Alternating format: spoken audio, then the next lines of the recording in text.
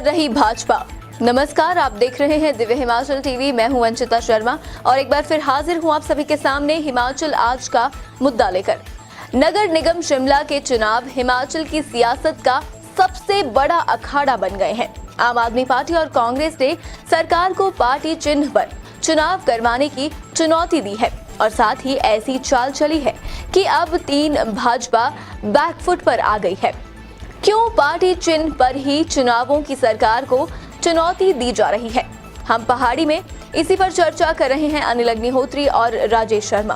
कांग्रेस का master stroke सरकार घिरी कैसे?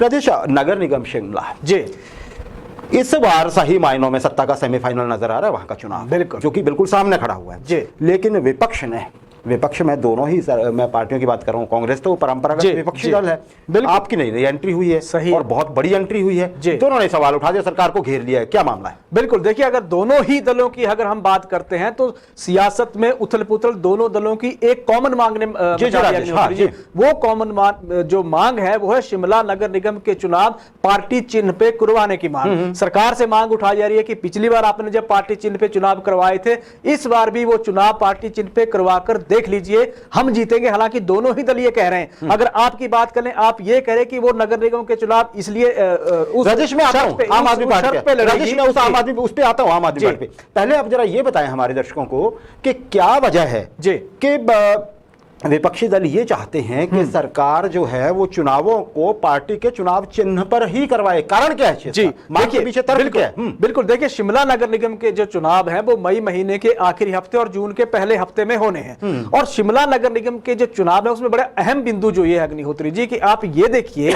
कि शिमला नगर निगम में 2017 में थे 34 वार्ड, 2022 के इन चुनावों के लिए हो गए 41 वार्ड और 2017 में जो वोटर शिमला नगर निगम में थे वो थे 1,04,000 वोटर। 2022 में वोटर्स का आंकड़ा घट गया, वो वोटर हो गए 83,000। अब 83,000 वोटर का जो आंकड़ा होगा वो सभी दलों के लिए एक सैंपल साइज होगा कि लोग सोचते क्या है सरकार के प्रति या लोगों का विजन क्या है पार्टियों के प्रति। इसीलिए पार्टियां मांग ये कर रही हैं, चाहे कांग्रेस की बात है चाहे आम आदमी पार्टी की बात है, ये दोनों पार्टियां इसलिए ये मांग कर रही हैं कि विधानसभा चुनावों में जाने से पहले इनके लिए अपनी रणनीति को आजमाने का बहुत बड़ा एक मौका होगा। उस सैंपल साइज को देख के अगली रणनीति तय करने का एक बहुत बड़ा मौका होगा। जबकि अगर भाजपा के नजरिए की हम बात करें तो भाजपा के मुख्यमंत्री जयराम ठाकुर ने कहा कि अभी इस पे तय नहीं हुआ है कि ये पार्टी सिंबल पे ही चुनाव लड़े जाएंगे। लेकिन ऐसा भी नहीं है कि उन्होंने इनकार कर दिया कि पार्टी सिंबल पे चुनाव नहीं लड़े जाएंगे। जी राजेश, आपने बहुत बढ़िया से एक्सप्लेन किया। एक कारण ये भी एक डर और भी है विपक्षी दलों को कि देखिए मान लीजिए पार्षद बिना चुनाव चिन्ह के जीत लिए जाते हैं, चुन लिए जाते हैं, तो सरकार ऐसी स्थिति में होती है कि वो किसी को प्रभावित कर सकती है, क्योंकि चुनाव चिन्ह पे तो कोई वहां पे सिंगल आदमी को भी खींचा जा सकता है क्योंकि अल्टीमेटली मायने यही रखेगा कि किसकी नगर निगम में कुर्सी मिलती है, किसको भाजपा को मिलती है तो भाजपा को एक बड़ा स्ट्रॉन्ग होल्ड मिल जाएगा कि देखिए हमने जीत के बिठा दिया, जनता हमारे साथ है। बिल्कुल, विपक्षी दल कांग्रेस और आम आदमी पार्टी ये चाहते हैं कि अगर इस पे हो जाए, उनको लगता है कि हम भारी है, चुनाव चिन्ह पे हो जाए तो भाजपा पिछड़ जाएगी नंबर के गेम में, तो हम अपना वहां पे अध्यक्ष बना लेंगे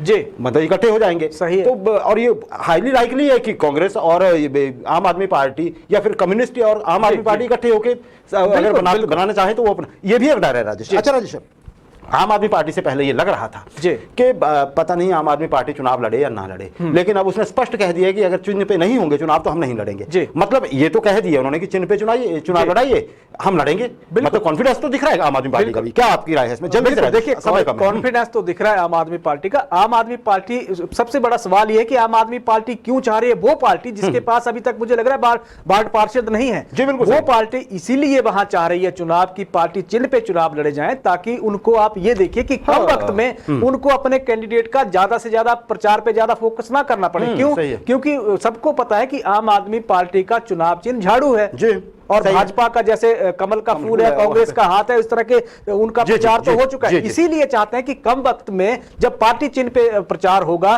तो लोगों को चिन्ह पता है, तो वहां ज्यादा फोकस करने की जरूरत नहीं है, सिर्फ घूमने की बात है। बिल्कुल। और एक बात और भी है राजेश, उसमें थोड़ा सा जैसे आपने शुरू में सैंपल साइज की बात, ये भी पकड़ पाएंगे वो उस समय में कि उनको कहां जैसे वो खड़े होते हैं। सही है। तो ये अब आम आदमी पार्टी पे बहुत नजर रखने की जरूरत है राजेश।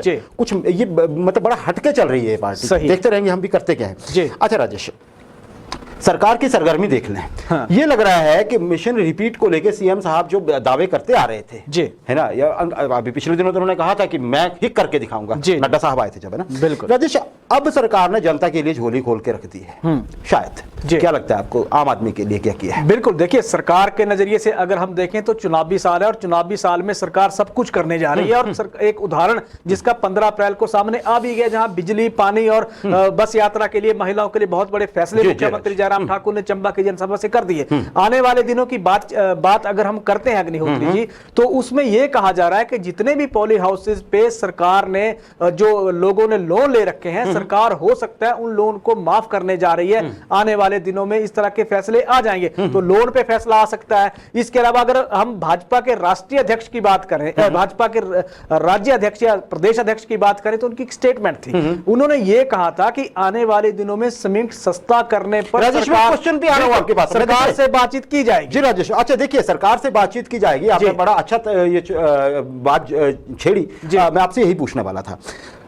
एक झटके में सीमेंट हो गया 30 रुपए महंगा, यही है ना जी नई खबर? बिल्कुल। 480 रुपए का एक आम सीमेंट का बैग हो चुका है, नॉर्मल सीमेंट, यही राजेश? बिल्कुल बिल्कुल। वो भी तब जब राष्ट्रीय अध्यक्ष बोल चुके हैं कि जिसको सस्ता करेंगे। बिल्कुल। क्या सस्ता होगा? आपको क्या लग रहा है, क्या होगा?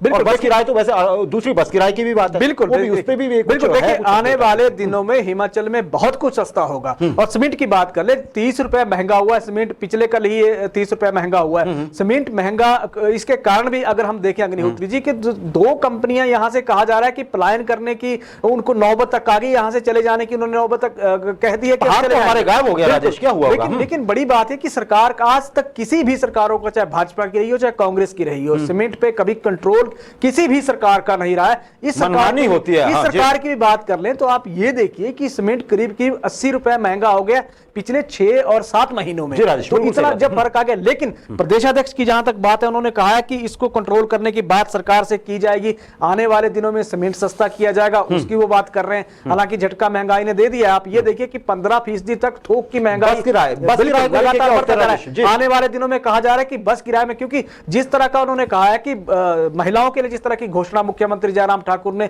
50% किराया माफ करने की है, उसको लेकर निजी जो बस ऑपरेटर हैं उन्होंने तो हाई कोर्ट के डिसीजन की दलील दे दी है। वो ये कह रहे हैं कि इस तरह का फैसला हो ही नहीं सकता।